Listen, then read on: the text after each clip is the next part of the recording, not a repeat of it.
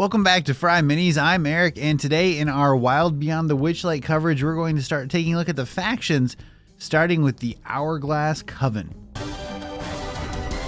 So if you haven't already, be sure to enter the FryMinis September giveaway. We're giving away the limited edition version of this book, of Van Richten's Guide to Ravenloft, and a $100 miniature market gift card. I've got links in the description.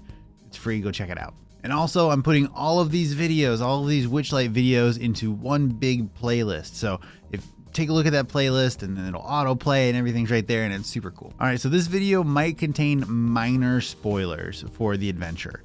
I don't think it's anything dramatic, but that's up to you to decide. So spoiler caution here.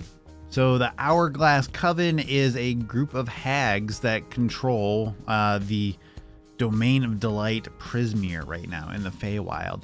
So it's pretty fun. Let's take a look. The Hourglass Coven is a group of 3 hags, each one bound to an aspect of time.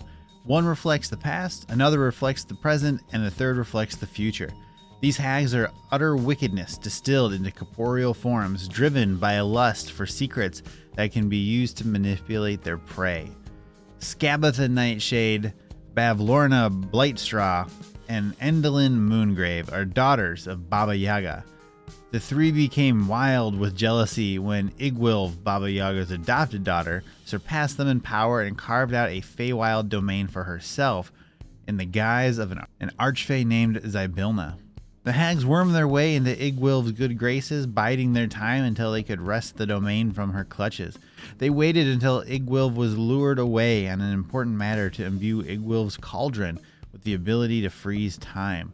When their sister returned, the hags used the power to trap Igwilv and her court in temporal stasis. The hags then carved up Igwilv's domain, splitting it between them. The sisters couldn't agree on which of them should keep Igwilv's cauldron, so they left it in Igwilv's palace and hired some unscrupulous mercenaries to watch over it. The hags loathe each other's company, but one hag will occasionally visit another to plot against the third sister, creating a vicious cycle in which Bavlorna and Endalyn plot against Skabatha. Endalyn and Skabatha conspire against Bavlorna, and Skabatha and Bavlorna bedevil Endalyn. Nothing much ever comes of these petty plots and squabbles, however. Classic. If you tell me what a hag coven is, that's what it looks like. Sisters conspiring, evil, shenanigans, a cauldron. I think this is a cool faction.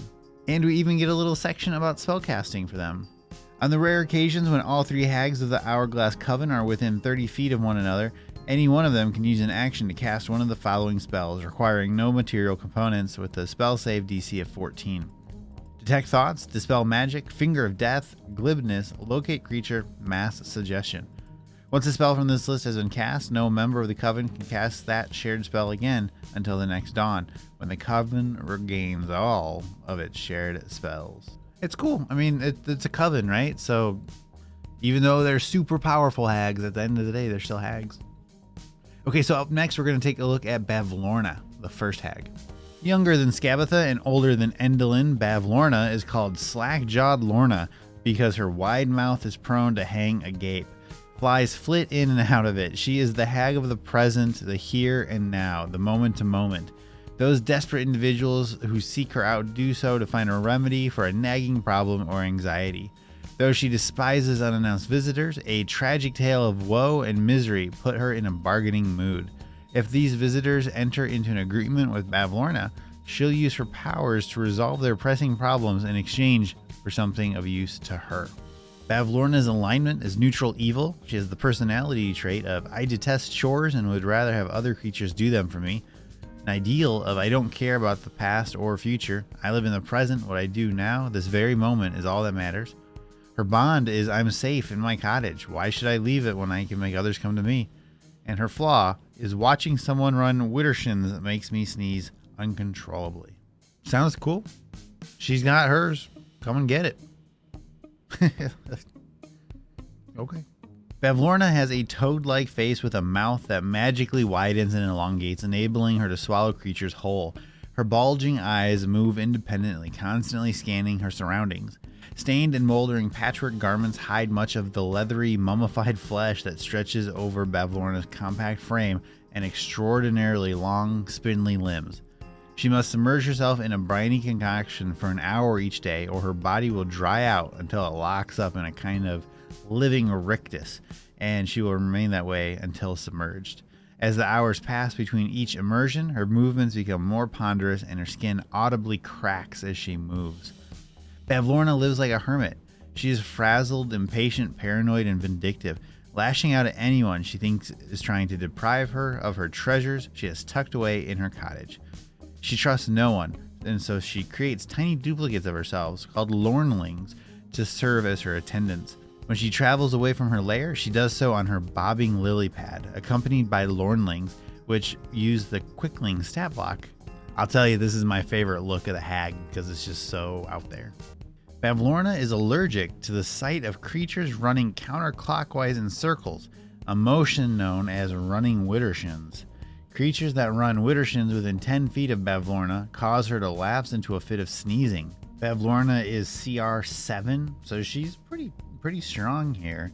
Widdershin's allergy: if a creature within 10 feet moves counterclockwise, she's overcome by sneezing and can't cast spells until the end of her next turn. In addition, any creature Bavlorna has swallowed is immediately expelled and falls prone.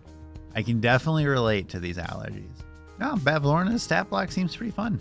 Up next, we're going to look at Endolin Moongrave. Endolin, also known by the names Creeping Lynn and Bitter End, is the youngest member of the Hourglass Coven.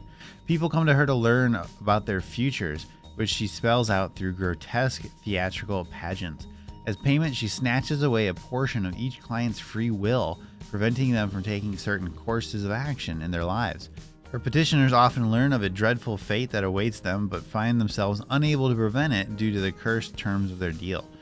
Endolin's obsession with tragedy and hopelessness extends to her own life. She has foreseen her own demise during a solar eclipse. In the depths of her castle, a lightning-powered device called the Orrery of Tragedies clicks and turns day and night, giving Endolin glimpses of her terrible fate. Spooky. I like it. We've got a little bit of fortune teller kind of stuff going here.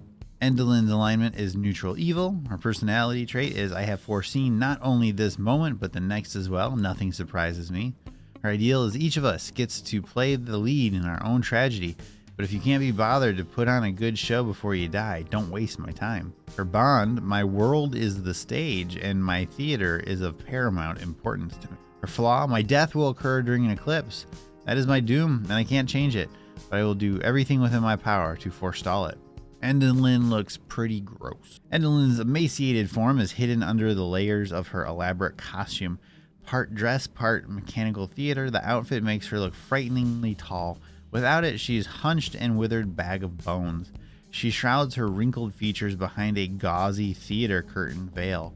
The outermost layers of her dress open to reveal a marionette theater, and she manipulates her puppets using an arrangement of artificial hands that nestle in the folds of the fabric. She travels about Yon on her ornithopter of flying.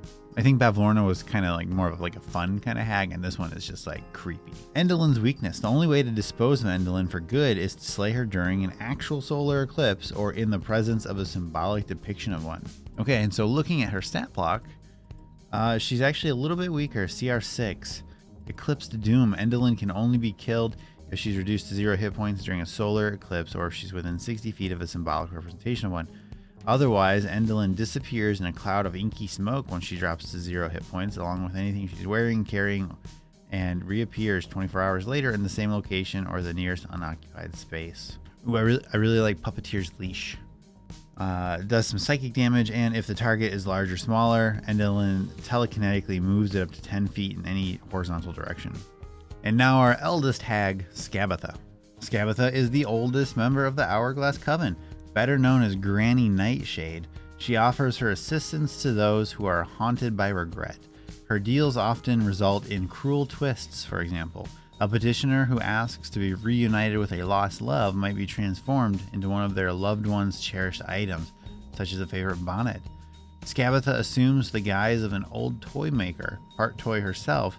She has a wind-up key between her hunched shoulders that rotates quickly when she's in a good mood, slows down as her mood sours. When she is furious, the key comes to a dead stop. Skabatha is neutral evil in alignment. Her personality trait: when dealing with outsiders, I present myself as a kindly old grandmother. Her ideal: children are better off working for me than picking up lots of bad habits. Her bond: I hate my sisters, but together we're strong. And her flaw: I forget the first creature I see each day when I awaken. I like that she's straight up, ugh, my sisters, but we gotta work together. Skabatha appears as a short, thin, gnarled woman, swathed in a tattered dress with petticoats.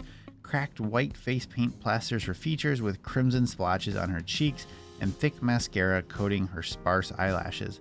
Underneath her makeup, her flesh is textured like rotten bark and infested with wood lice and fungus. The wind-up key sticking out of her back is part of her body and no easier to remove than one of her limbs. Skabatha roams thither on her flying rocking horse, which creaks horribly as it moves. Wood lice? No, thank you. Skabatha's weakness. Skabatha always forgets the first creature she sees when she awakens after a long rest. Yeah, so and these, I guess these CR reflect their age because she's a CR8. I like her alter size ability. I feel like that could be a lot of fun to play kind of a hide and seek and pop and attack kind of mode. That could be fun. Cool. So I think the Hourglass Coven is pretty neat. They're all hags, so they all have some similarities, but they're all very different kind of hags. I think that works out well. What do you think? Would you want to join the Hourglass Coven? Would you would you become a hag? Let me know in the comments. Please like and subscribe if these videos are helpful. Join us over on Discord, come hang out, or even check us out on Patreon. Anything you can do to support the channel is awesome. All right, so we've got more content coming. I'm a little tired. I don't know how many more we'll do today, but thank you. We'll see you next time.